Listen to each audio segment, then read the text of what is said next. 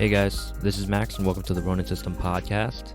So it's been quite a while since I've done one of these, about 2 months actually. And with everything going on, I hope everyone's staying safe and I hope everyone's, keeping sane. I know I've been having trouble with like cabin fever and stuff. I've been wanting to get out and do things and all that. But on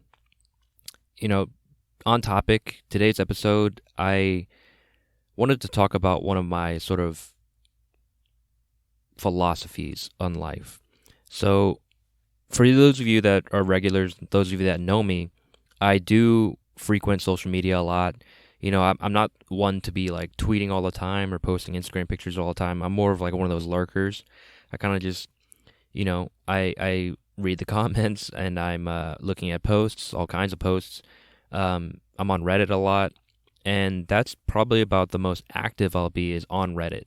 And so I'm a part of this subreddit, basically a community called, BJJ, obviously because I do Brazilian Jiu-Jitsu. And, sometimes I'll come across these guys, like I've mentioned it before, where these new people, they come on and they talk about, wanting to start or like asking these questions. And, I'm a nice guy. I'll answer if I feel like I'm in the right position to. And it's really just kind of just to create discussion. It's really just kind of to further my own knowledge by either applying it, giving it to others or receiving it.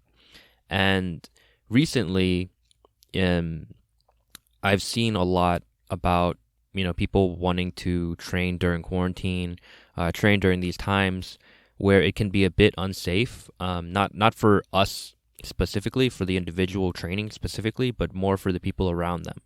When you do jiu-jitsu, when you do it regularly and when you obsess about it, typically you are in a better condition. You're more healthy than the average person.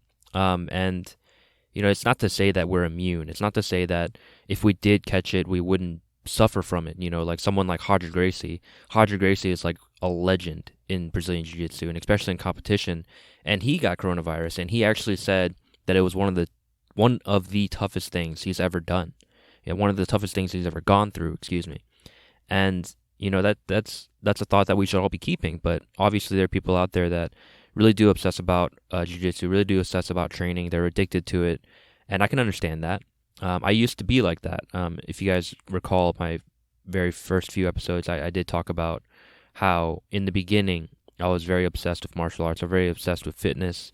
I still am, but there was a long time, I want to say maybe like 4 or 5 years where it was just digging a deeper grave for myself. It was painful, not really physically. I was getting injured a lot, but it was more painful mentally and emotionally because I just felt so many restrictions. I felt so much pressure, so much stress and anxiety. And I've talked about it before, and the reason I'm talking about it now is because on Reddit recently, you see a lot of these people posting about training and all that, but you rarely see people talking about not wanting to, people not wanting to go back because, again, they've felt similar things to what I felt, or they are feeling similar things to what I felt. And, I feel more inclined to respond to those because I can relate. I feel more obligated to put my 2 cents in. And recently, I did mention, I believe he was a brown belt. And, it's very rare to hear upper belts, higher belts, especially like purple and above, talk about, mental drawbacks, the mental stress and strain that you can suffer from not just doing jiu-jitsu, but doing really anything. It's very common. It's burnout. That's really what it is. You get burnt out, you get stressed, you get tired, and you're just not as obsessive anymore. Or, you just, there's something that happens in your life, or maybe there's something that happens in jiu-jitsu, whatever it could be. There's just something that affects us. And this can happen at any time on your journey, any time on not just your jiu-jitsu journey, but on your life journey. And this is one of the things I said, this is really how I dealt with it. And it's stuff I've mentioned before where I just realized that all this pressure, all this stress and anxiety was put on me by me, and I always felt that, people are always praising me. Like, hey, you're doing really good. You have really solid technique. You're really strong. You're athletic. Blah blah blah. You should compete. You should do this. You should do that. Like, why don't you teach? Why don't you open your own school? I've had all these things come at me, and it's just like I don't want to do those things. That's why I don't. And probably the most common thing I get is why don't you compete? Or you should compete. That's probably my most pet peeve thing. When people say to me is you should, you should this, you should that, and I don't really like that. It's it's it feels like they're forcing their thoughts on me, and I don't like that. I don't appreciate that. And it took a lot of time and a lot of years to realize that I don't need to pay attention to that. If I don't want to compete, I won't. If there's no problem with it. There's no validation for me. There's no purpose for me. And so there's no need for it. And that's basically what I explained to this guy. And a lot of people actually responded to that saying, it's very similar. It's very insightful. And that's something that they should take home with them, or they would take home with them. And, I think it should be more talked about, especially in a culture where it's machismo. There's a lot of sort of this manliness to it. Everyone's trying to be the tough guy. Everyone's trying to be, the brawny guy. The guy that's like the head honcho. Like the alpha dog. But we don't have to be. There's no need for that. I've talked about it before, where to be a true man, to have this true essence of being a man, you need to be vulnerable. You need to understand your flaws. You need to understand who you are. And I'm not saying I'm perfect. I've struggled with it my whole life. I still struggle with it. And, we all have these demons, if you will. We all have these negative traits. If you guys recall, maybe about 10 episodes ago, I was talking about a whole mini-series talking about negative traits and how there are benefits to them. And, it really boils down to being able to live with the demons in your closet, being able to live with everything that makes you who you are. And at the end of the day, the reason I want to go back to jiu-jitsu, even now, past this quarantine, 2 months off the mats, it's been a huge relief. I've been able to heal. My knees feel better. My back feels better. Still not great, but it's getting there. My wrists, I don't really have issues with my wrists anymore. I felt like I had like arthritis. They would always be cramping. Condition-wise, I am getting fatter, but that's not that big of an issue. I am getting a little sluggish, but again, not big of an issue. And once I get back on the mats, I know I'm going to enjoy it. I know I'm going to be able to love it again. Not because of, that fact that I can get better, the fact that I can be a competitor, but the fact that it makes me better, the fact that it is who I am. It doesn't define me. It's just a part of me is the thing. And it's very similar to, like I said before, your demons.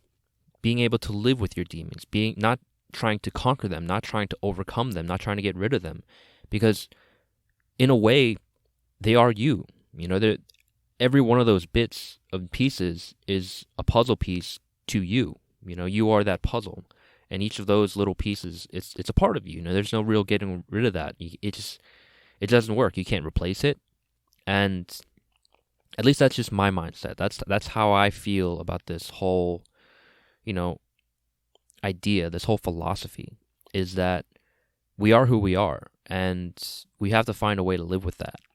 And, with something like jiu-jitsu, maybe it's not jiu-jitsu, maybe you don't do it, or maybe you haven't felt this before, but there is something in all of our lives, I believe, there is something in all of our lives that can affect us in a negative way, and we're not looking at it through a negative lens. And we really should try, we really should try to look at everything positively and negatively. It's sort of like a gray area. We have to look at everything with a gray lens, I guess.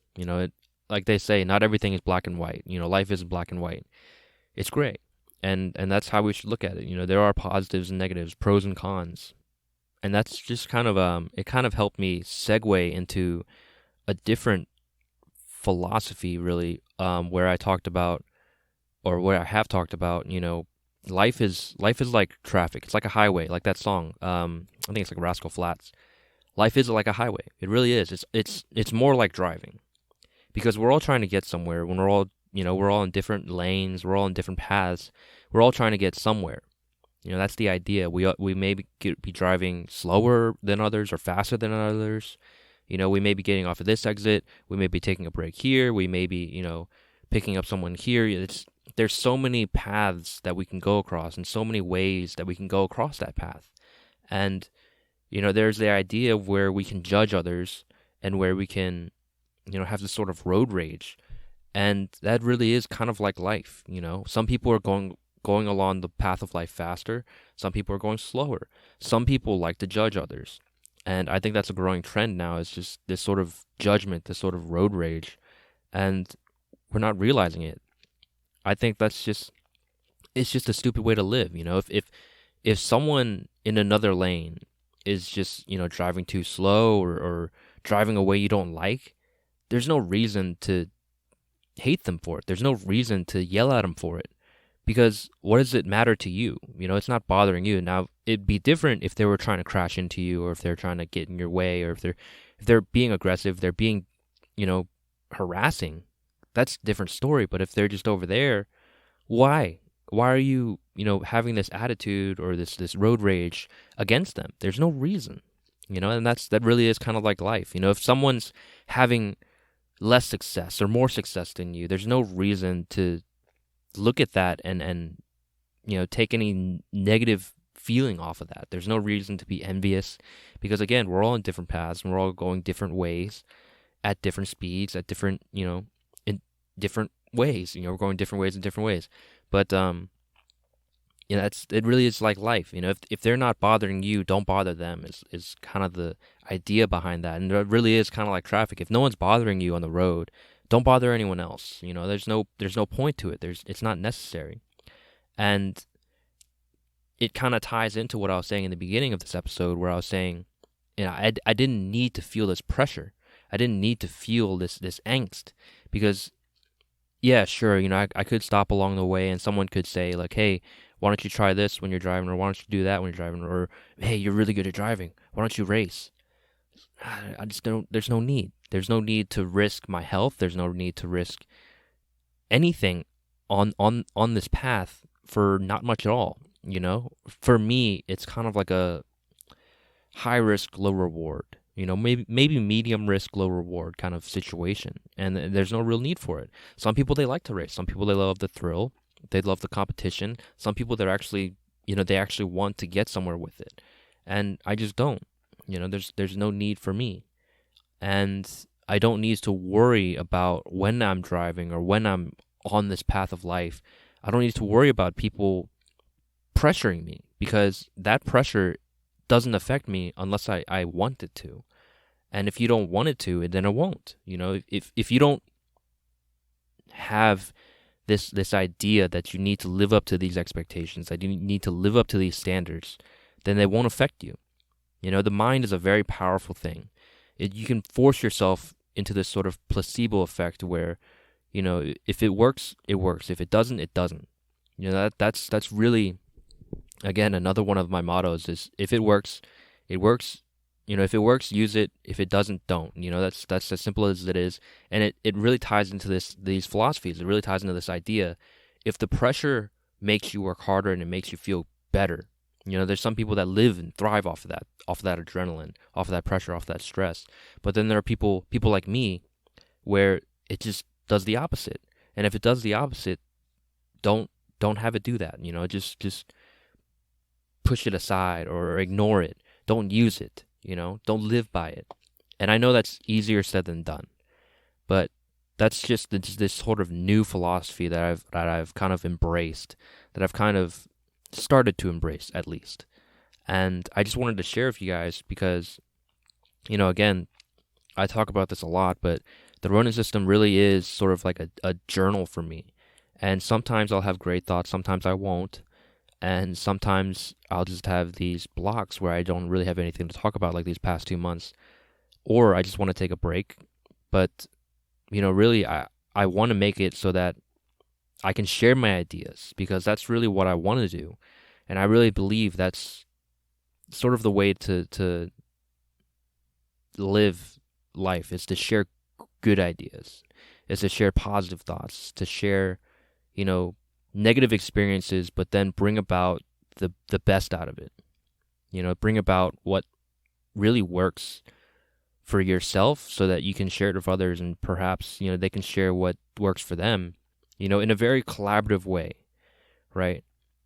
Like, I know I said earlier, I'm kind of contradicting myself. I know I said earlier, don't ignore, like, don't take people's, the you should, or don't take all those bits and pieces of all this people like throwing things at you, throwing all these philosophies and ways of thought and ways of doing things at you and just taking it all in. What I really meant was take them with a grain of salt, and again, if it'll work for you, let it work for you. If it doesn't work for you, don't, just don't use it, don't do it. And this whole philosophy of us being on the road, I like that a lot. But, there's also this idea of where we can stop, we can take pit stops, and we can collaborate by getting together. Like, if your car is broken down, you don't know what's going on, you're not going to try and fix it yourself and not listen to this guy who's got years and years, decades of experience with vehicles, or maybe this certified mechanic or whatever. You're not going to ignore them. You're going to take some of their advice, with a grain of salt, of course, or there's just going to be a collaboration, and that's really the best way, I think, to live life. We are on this highway, we are on this road, and we are trying to get somewhere, and we're all trying to get to different places at different times, in different ways. But that doesn't mean we can't try to collaborate. It doesn't mean we can't try and get together. What I really meant was, let's just do it in a positive way. Let's just do it in a way where we're really trying to help each other out of the goodness of our heart. And to tie it all the way back to this original jiu-jitsu thing, that's really kind of what jiu-jitsu should be. We're trying to help each other become better. And we're all trying to get better in different ways. Some people, they do want to compete. Some people, they do want to be better athletes. Some people, they just want to be able to defend themselves. Other people, they just want to be healthier. And still, other people, they just want a way of life, a philosophy of life, And we can all collaborate. We all can get together and share these ideas that may work for some, may not work for others, but we can bring it all together and see what blends the best, And it's kind of cliche, but, jiu-jitsu is kind of like life, and life is kind of like a highway. And, it all meshes together. But again, sort of like this collaboration idea, there are bits and pieces that work and bits and pieces that don't. There are bits and pieces that can combine and collaborate and communicate. But then there are pieces that are just kind of, they repel, It's like putting together two south poles. It just doesn't work on a magnet. It just doesn't work. And, it's this revolving idea of bringing together all these philosophies and bringing together all these ideas to culminate into defining who you are. Each individual person is defined by different experiences in their lives and different aspects of their lives. But it's up to them to decide which one truly is a part of them, which one truly fits in their own specific puzzle piece. This is stuff that I've said time and time again, and with, several additions or several revisions throughout, the course of this podcast. And I just wanted to get back on here, and I just wanted to get back out here and really just kind of speak a little bit more of my mind. So, if you guys are listening, and if you guys have continued to listen, thank you so much for listening. If you guys are new, feel free to subscribe. Feel free to follow me on Instagram, on Twitter, all these social media sites. I'll have them all linked. If you have any comments, or you have any reviews, please, post it, rate this podcast, because it's a really good way to help me sort of grow without actually, monetarily helping me, directly helping me. And if you do want to do that, I do have a Patreon. I'm actually not even sure if it's still there, because I think I looked at it like once. I made it like probably about a year ago, and I haven't done anything with it. So, yeah, if you do want to support me directly, actually just contact me directly. Send me an email, send me a DM, do whatever you want, slide in there. Even if you just want to chat, I don't really care too much if I get anything from this, but it's nice to talk to people. It's nice to interact, especially in these trying times, and even beyond these trying times. There's a lot of people out there that just they just need to talk to someone. And if you are one of those people, feel free to reach out to your loved ones, reach out to your friends and family. Do whatever it takes to just let it out. Start a podcast even. Just do something where you can feel relieved. But anyway, guys, thank you so much for listening. Have an amazing day. Get out there, get hungry, and good luck.